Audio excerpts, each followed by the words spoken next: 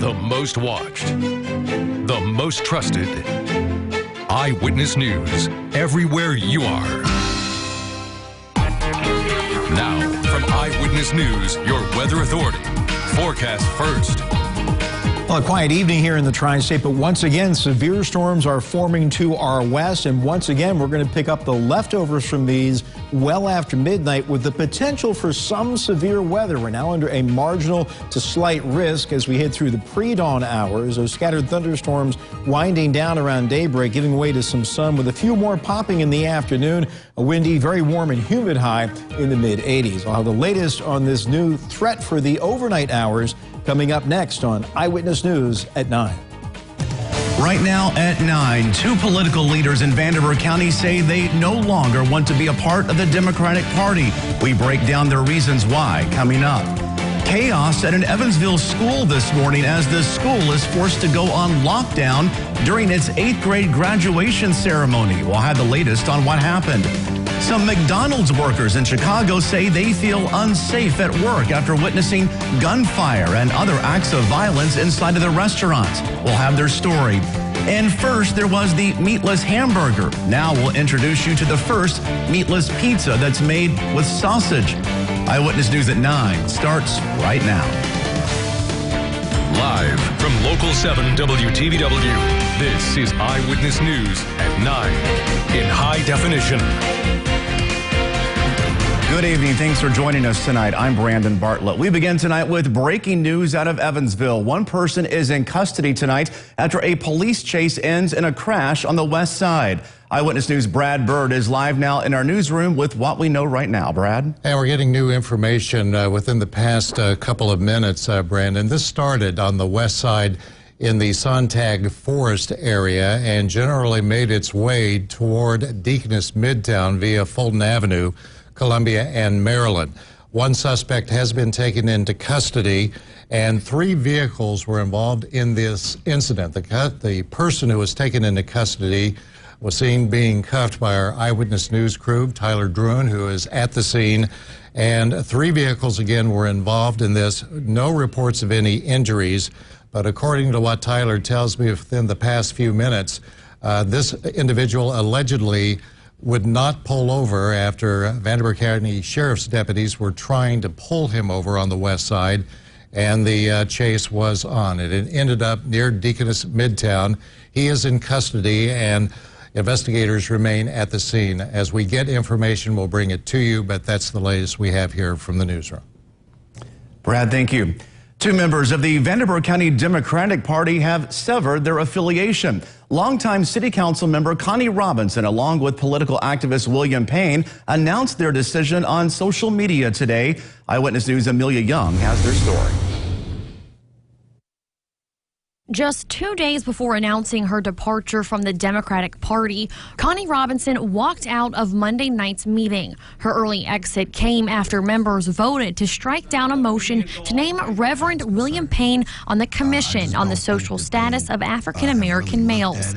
But when you look at the purpose of this commission, I think he fits the criteria. Democratic Council member Missy Mosby cited comments Payne made about her during the primary campaign as to why she would not support appointing him. I will not support him to serve on any board. It's just what he did was absolutely wrong. Republicans Justin Elpers and Michelle Mercer supported Mosby. Mercer then said she heard Payne had one time been convicted of a felony. She said Payne did not have the moral character to serve on the commission. So I do not feel he has the moral character to serve on one of our city boards. My understanding is he also has a past felony record, if that is correct. I don't know. Robinson argued that was unnecessary and walked out during the vote. That is not a criteria, Michelle Mercer. That's not a criteria. That could be. Councilman Hayden? Nay. Councilwoman Robinson? Aye. She says she is no longer a Democrat, saying the local party has become one of regression and racist sentiments. She believes it has dissolved into a party of intolerance. She will finish her term as an independent. Democratic Councilman Jonathan Weaver says he believes Payne would have served well in the position. When we have meetings, there's rarely a quorum.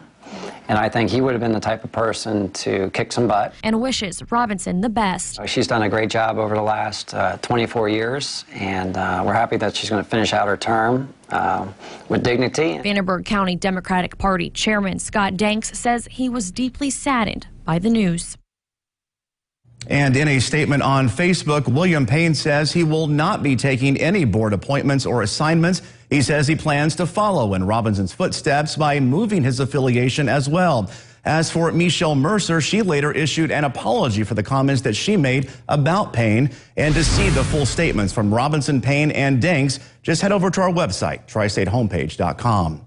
An Evansville school was put on lockdown this afternoon due to a police chase that ended at the school. It all happened at Plaza Park Middle School during their 8th grade graduation. Police say it began after officers received a call about a welfare check.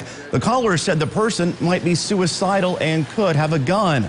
Police were able to track that man in question to be located near the school. The car chase began when that man saw police. He led them on a short pursuit around Deaconess Gateway before returning to the school. The man got out of the car and headed toward the doors. He was met with some people there who restrained him before police arrived. EPD says there was never a direct threat to the school or to anyone in it. There were no weapons found on the man or inside of his car.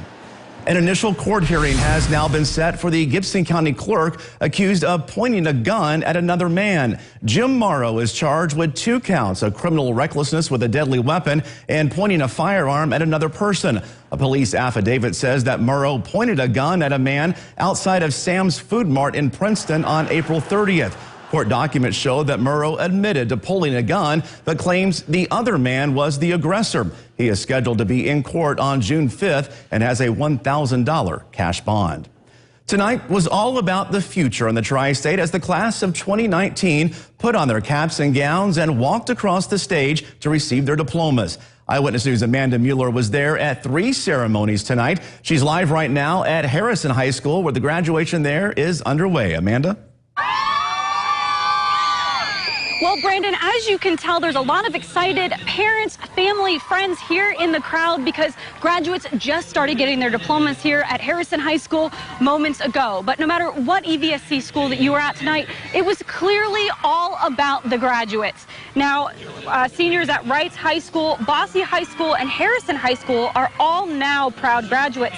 The night kicked off with commencement at Wrights at 5, followed by Bosse at 6:30, and finally Harrison, which started at 8:15 tonight.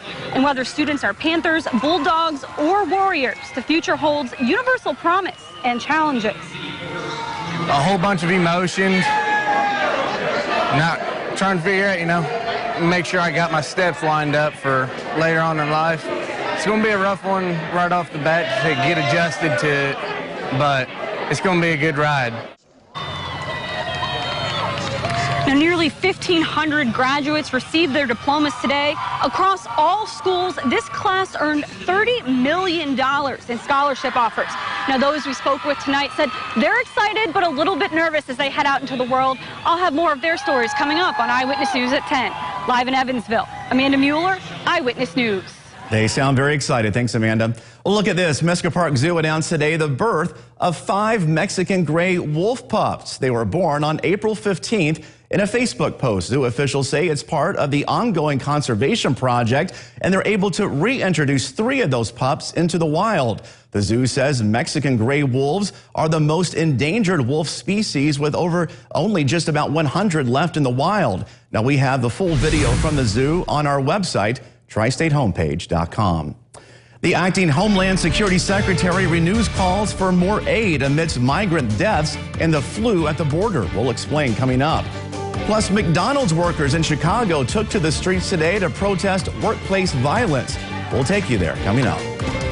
And it is a warm but quiet evening here in the Tri-State, but once again we have severe storms to our northwest that will be arriving overnight in a weakening fashion with once again a marginal to slight risk for severe weather. I'll have the latest on that after a look at our almanac with temperatures a little bit warmer than normal today, especially our low of 63, made it to 82 after that half-inch of rain wound down late this morning. The latest on the storms and a summer-like forecast for your holiday weekend. It's all next when Eyewitness News at 9 continues.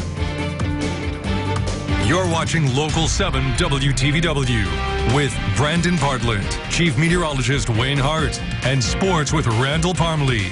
This is Eyewitness News at 9.